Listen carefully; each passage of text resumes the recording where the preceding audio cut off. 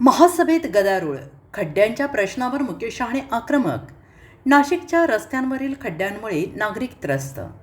महासभेत सत्ताधारी आणि विरोधकांमध्ये जोरदार खडाजंगी. नाशिक महानगरपालिकेच्या महासभेत शहरातील रस्त्यांवरील खड्ड्यांच्या गंभीर प्रश्नावरून चांगलाच गदारोळ झाला.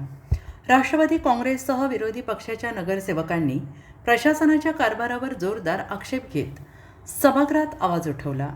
यावेळी मुकेश शहाणे यांनी शहरातील खड्ड्यांच्या प्रश्नावर आक्रमक भूमिका घेत प्रशासनाला धारेवर धरले.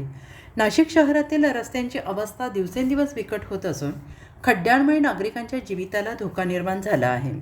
खड्ड्यांमुळे अपघात होऊन काही नागरिकांना आपला जीव गमवावा लागल्याचा मुद्दा सभागृहात उपस्थित करण्यात आला.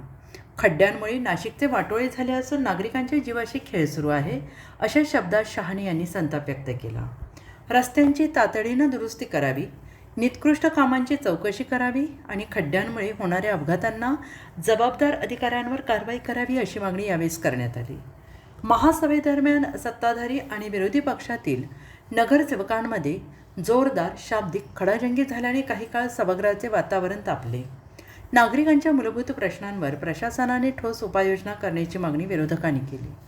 दरम्यान नाशिकच्या रस्त्यांवरील खड्ड्यांचा प्रश्न पुन्हा एकदा महासभेच्या केंद्रस्थानी आल्याने महानगरपालिका प्रशासन आता खड्डे बुजवण्यासाठी कोणती ठोस पावले उचलते याकडे नाशिककरांचे लक्ष लागून राहिले आहे.